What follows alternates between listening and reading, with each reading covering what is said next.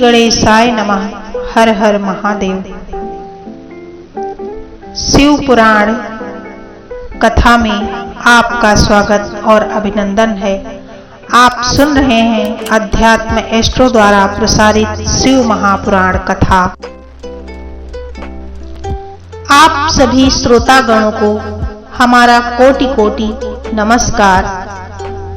आप सुन रहे हैं अध्यात्म एस्ट्रो द्वारा प्रसारित शिव पुराण कथा। शिव पुराण कथा के अंतर्गत आज हम अध्याय 12 का श्रवण करेंगे। शिव पुराण कथा अध्याय 12। सूत जी बोलते हैं, विद्वान एवं बुद्धिमान महर्षियों, मोक्षदायक शिव क्षेत्रों का वर्णन सुनो। तत्पश्चात मैं वर्णन करूंगा लोक रक्षा के लिए शिव संबंधी आगमों का। पर्वत, वन और काननों समेत इस पृथ्वी का विस्तार 50 करोड़ योजन है। भगवान शिव की आज्ञा से पृथ्वी समस्त जगत को धारण करके स्थित है।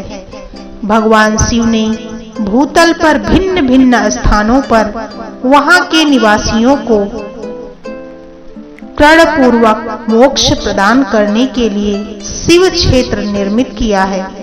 कुछ ऐसे क्षेत्र हैं जिन्हें देवताओं तथा ऋषियों ने अपना वास स्थान बनाकर अनुग्रहित किया है, इसलिए उनमें तीर्थत्व प्रकट हो गया है। एवं अन्य बहुत से तीर्थ क्षेत्र ऐसे हैं जो लोगों की रक्षा के लिए स्वयं प्रादुर्भूत हुए हैं। तीर्थ और क्षेत्र में जाने पर मनुष्य को सदा स्नान, दान एवं जप इत्यादि करना चाहिए, अन्यथा वह दोषों का भागी होता है। यह दोष हैं रोग, दरिद्रता तथा मुक्ता आदि। जो मनुष्य इस भारतवर्ष के भीतर मृत्यु को प्राप्त कर लेता है, वह अपने पुण्य के फल से ब्रह्मलोक में वास करके पुण्य क्षय के पश्चात पुनः जन्म मनुष्य योनि में ही लेता है। ब्राह्मणों, पुण्य क्षेत्र में पाप किया जाए तो वह और भी दृढ़ हो जाता है, इसीलिए पुण्य क्षेत्र में निवास करते समय सूक्ष्म से सूक्ष्म सा भी पाप न करें। सिंधु एवं शतद्रु, सतलज नदी के तट पर बहुत से पुण्य क्षेत्र हैं। सरस्वती नदी परम पवित्र और 60 मुख वाली धारा वाली कही गई है। विद्वान पुरुष सरस्वती के उन तट पर निवास करें तो वह क्रमशः ब्रह्म पद को प्राप्त होते हैं। हिमालय पर्वत से निकली हुई पुण्य सलिला गंगा 100 मुख वाली नदी है। उसके तट पर काशी, प्रयाग आदि अनेक पुण्य क्षेत्र हैं। वहां मकर राशि के सूर्य होने पर गंगा की तट भूमि पहले से भी अधिक प्रशस्त एवं पुण्यदायक हो जाती है। सोनभद्र नदी 10 मुख वाली नदी है। यह बृहस्पति के मकर राशि में आने पर अत्यंत पवित्र तथा अभीष्ट फलदायक हो जाती है। उस समय वहां स्नान एवं उपवास करने से विनायक पद की प्राप्ति होती है। पुण्य सलिला महानदी नर्मदा के 24 मुख स्रोत हैं। उसमें स्नान तथा उसके तट पर निवास करने से मनुष्य को वैष्णव पद की प्राप्ति होती है।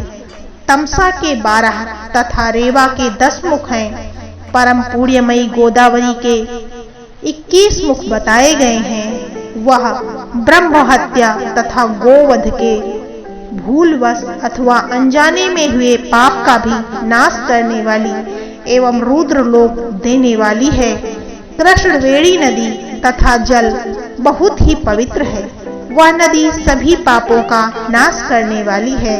उसके 18 मुख बताए गए हैं तथा वह विष्णु लोक प्रदान करने वाली है। तुंगभद्रा नदी के 10 मुख हैं। वह ब्रह्मलोक देने वाली है। पुण्य सलिला सुवर्ण मुखरी के 9 मुख हैं। ब्रह्मलोक से लौटे हुए जीव उसी के तट पर जन्म लेते हैं। सरस्वती नदी, पंपा सरोवर, कन्याकुमारी, अंतरदीप एवं शुभ कारक श्वेत नदी, ये सभी पुण्य क्षेत्र हैं। इनके तट पर निवास करके इंद्रलोक की प्राप्ति होती है। सह्य पर्वत से निकली हुई महानदी कावेरी परम पुण्यमयी है। इसके 27 मुख बताए गए हैं। उसके तट पर स्वर्गलोक की प्राप्ति कराने वाले तथा ब्रह्मा और विष्णु का पद देने वाले हैं। कावेरी के जो तट शैव क्षेत्र के अंतर्गत हैं, वे अभीष्ट फलदायक होने के साथ साथ शिवलोक प्रदान करने वाले हैं। नैमिषारण्य तथा बद्रिकाश्रम में सूर्य और बृहस्पति के मेष राशि में आने पर अगर स्नान करें तो उस समय वहां किए हुए स्नान पूजन आदि को ब्रह्मलोक की प्राप्ति कराने वाला समझना चाहिए। सिंह एवं कर्क राशि में सूर्य की संक्रांति होने पर सिंधु नदी में किया हुआ स्नान तथा केदार तीर्थ के जल का पान एवं स्नान ज्ञानदायक माना जाता है। जब बृहस्पति सिंह राशि में स्थित हों, उस समय सिंह की संक्रांति से युक्त भाद्रपद मास में यदि गोदावरी के जल में स्नान किया जाए तो यह शिवलोक को प्राप्त कराने वाला होता है। ऐसा पूर्व काल में स्वयं भगवान शिव ने ही कहा था। जब सूर्य और बृहस्पति कन्या राशि में स्थित हों, तब यमुना में और सोनभद्र नदी में स्नान करें। वह स्नान धर्मराज तथा गणेश जी के लोक में महान भोग प्रदान कराने वाला होता है। यह महर्षियों की मान्यता में से है। जब सूर्य एवं बृहस्पति तुला राशि में स्थित हों, उस समय कावेरी नदी में स्नान करें। वह स्नान भगवान विष्णु के वचन की महिमा से संपूर्ण अभीष्ट वस्तुओं को देने वाला माना गया है। जब सूर्य और बृहस्पति वृश्चिक राशि में आ जाएं, तब मार्गशीर्ष अगहन महीने में नर्मदा नदी में स्नान करने से भगवान श्री विष्णु लोक की प्राप्ति हो जाती है। सूर्य और बृहस्पति धनु राशि में स्थित होने पर सुवर्ण मुखरी नदी में स्नान किया जाए। यह स्नान आपको शिवलोक प्रदायक होता है। जब सूर्य एवं बृहस्पति मकर राशि में स्थित हों, उस समय माघ मास में गंगा जी के जल में स्नान करना चाहिए। ब्रह्मा जी का कथन है कि इस स्नान से शिवलोक की प्राप्ति होती हो और शिवलोक के पश्चात ब्रह्मा और विष्णु के स्थानों में सुख भोगने पर अंत में मनुष्य को ज्ञान की प्राप्ति होती है।